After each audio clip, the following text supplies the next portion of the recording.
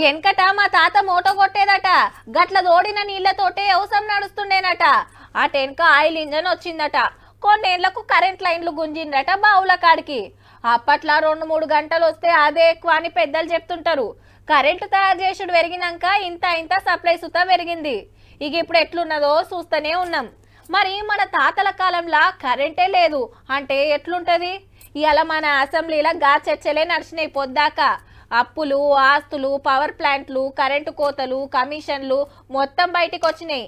నిన్న తెలంగాణ అప్పుల శ్వేతపత్రం సభకొస్తే ఇవాళ కరెంటుకు వచ్చిందన్నట్టు. ఈ విద్యుత్ రంగ సంస్థలకు సంబంధించి 81,516 కోట్లకి అప్పుల పాలు చేసినటువంటి దుస్థితి. ఇవాళ మన విద్యుత్ సంస్థల ఆస్తుల విలువ 1,37,570 కోట్ల అధ్యక్ష. ఆనాడు కిరసనాయిల్ దేవులాడుకొచ్చుకోవాలి, లేదా క్యాండిల్స్ కొనుక్కొచ్చుకోవాలి. 2014 నుంచే కరెంటు చూసినట్టు, అది మొత్తం అంధకారంలో ఉన్నట్టు, వారే వచ్చి మొత్తం తెలంగాణ రాష్ట్రాన్ని కనబెట్టినట్టు. నేను 10వ తరగతి చదివిన నాటి నుంచి మొదలు పెడితే మళ్ళీ నా పిల్లలు 10వ తరగతికి వచ్చింది దానికి కిరసనాయిల్ దీపాలనే చదివినాం అధ్యక్ష. మేము ఎప్పుడు కూడా వారి ఇంట్లో ఇచ్చిన కరెంటు కూడా కాంగ్రెస్ పార్టీ అధ్యక్ష.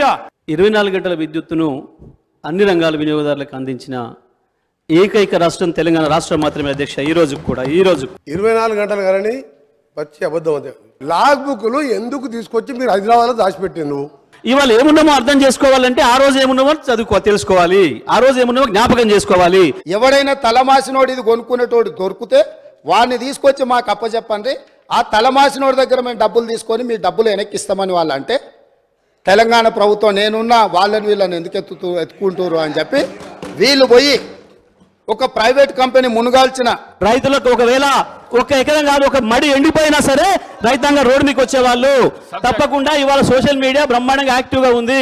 ఎక్కడి నుంచి అయితే కేసీఆర్ గారు గెలవాలని వెళ్లిపోయి ఎన్నికల్లో పోటీ చేసిండో ఆ కామారెడ్డిలో కరెంటు సబ్ స్టేషన్ లో ముట్టడి చేసి ఎండిపోయిన మొక్కజొన్న పంటను మేస్తున్న గొర్రెలు వారి సొంత జిల్లా రైతులు రోడ్డెక్కి రాస్తా రోకో చేసిన వివరాలు అధ్యక్ష. సబ్ స్టేషన్ ను ముట్టడి చేసి గద్వాల్లో 24 గంటల కరెంటు రావట్లేదని కరెంటు కోతతో కొడుకు, కడుపు కోతతో తల్లి బలి.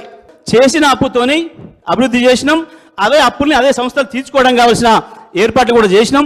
పేరు పవర్ లేని పవర్ మినిస్టర్ అయినా మొత్తం నడిపించింది ప్రభాకర్ రావు. యాదాద్రి ప్లాంట్లో సబ్ కాంట్రాక్టర్ ఈయన పాత్ర 10,000 కోట్లు తిన్నాడు. అలా అన్ని తయారు చేసి పెట్టినాం, భూమి పెట్టినాం, నీళ్లు పెట్టినాం, అన్ని ఇచ్చినాం, విద్యుత్ ఇచ్చినాం, అన్ని ఇచ్చినాం. ఎందుకు మరి నాగలు కట్టడం రాకనా, అరక కట్ట రాకనా, కాడు పెట్టరాకనా, ఎందుకు భయపడుతున్నారో? అప్పటికే 15 సంవత్సరాలు రిటైర్ అయిన ప్రభాకర్ రావుని తీసుకొచ్చి మా ప్రభుత్వం చార్జ్ తీసుకొని మా ముఖ్యమంత్రి గారు చార్జ్ తీసుకొని తెల్లారి ఆ రోజు సాయంత్రం రిజైన్ చేసిండు. తెల్లారి మేము పిలిస్తే కూడా రాలే. ఇదేంది అధ్యక్ష? ఒక ఆఫీసరు ఇంత పెద్ద సంస్థ నడిపినోడు మొత్తం దివాలు తీపిచ్చిండు, వీళ్ళకి దోషపెట్టిండు.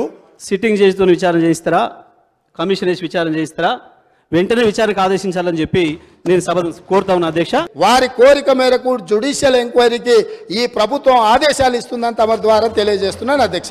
అయితే దాంట్లో దోషులు ఎవరో దొరికితే వాళ్ళని శిక్ష వేయాలి, లేదా ఆధారాలు లేకుండా అసంబద్ధమైన ఆరోపణలు చేసిన వారికి శిక్ష పడాలి.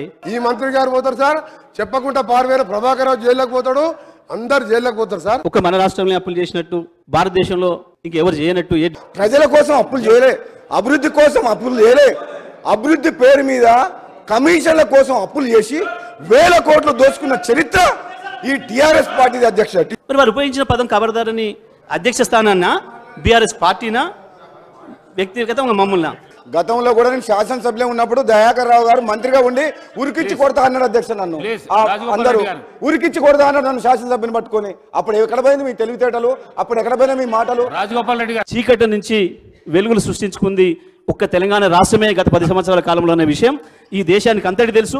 కరెంటు కావాలా, కాంగ్రెస్ కావాలంటే జనం కాంగ్రెస్ కావాలి, కరెంటు కూడా కావాలన్నారు. ఇద్దరు కలిపి మాకు ఓటేశారు. అప్పులు అనేవి ఇవాళ ఈ సభలో ఉన్న అందరికీ ఉన్నాయి అధ్యక్ష. నాకు కూడా ఉంది అప్పు, గౌరవ ముఖ్యమంత్రి గారికి ఉంది, గౌరవ ఉప ముఖ్యమంత్రి గారికి ఉంది. నాకు ఎక్కడ అప్పు లేదు సార్, అప్పు లేదు సార్. అప్పులు అంటేనే భయం నాకు. అటువంటిది రాకరాకి ఈ శాఖ వచ్చింది, ఆ శాఖ, 2 శాఖలు చూస్తా ఉంటే లక్షల కోట్ల అప్పు అధ్యక్ష. ₹2 కాదు, ఇది లక్షల కోట్ల అప్పు. ఇది ఎక్కడ అన్యాయం? ఉప ముఖ్యమంత్రి గారు కూడా ప్రతిదీ కూడా నన్నే ప్రశ్నించారు కాబట్టి నేను ఇప్పుడు విద్యాశాఖ మంత్రి కాకపోయినా నా మీద బాధ్యత పెట్టారు కాబట్టి వారి మీద బాధ్యత పెట్టి 10 ఏళ్ళు చాలా భారం పడ్డాం అధ్యక్ష. ఇక బాధ్యత పెట్టదలుచుకోలేదు. దయచేసి మేమెవరు బాధ్యత పెట్టలేదు.